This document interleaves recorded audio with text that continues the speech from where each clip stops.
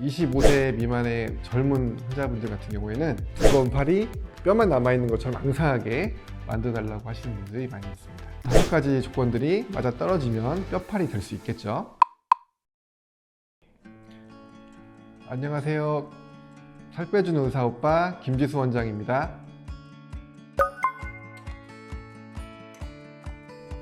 여러 가지 질문이 많이 있지만 25세 미만의 젊은 환자분들 같은 경우에는 뼈팔이 될 수 있는지를 물어보는 게 가장 많습니다.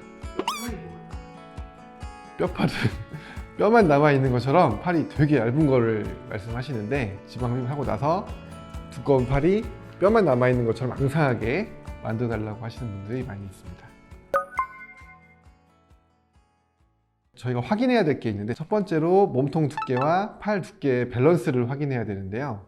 몸통은 두꺼운데 팔만 너무 얇아도 부자연스럽겠죠. 그래서 일단 몸통보다 팔이 좀 두꺼운 느낌이 있어야 됩니다.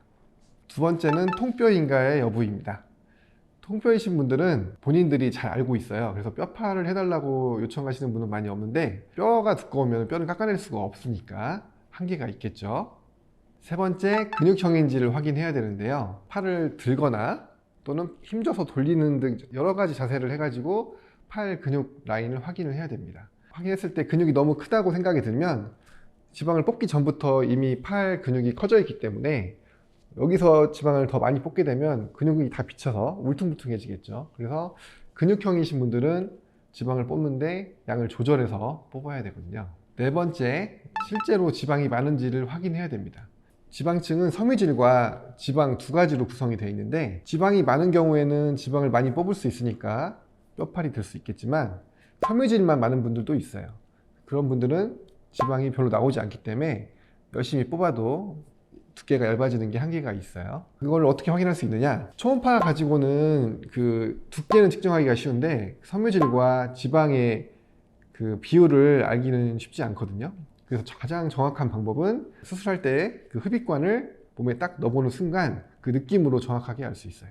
하지만 그거는 수술방에서만 할 수 있는 거기 때문에 상담 때는 알기가 어렵잖아요. 그래서 저희가 상담할 때 확인하는 방법은 실제로 만져보는 거예요.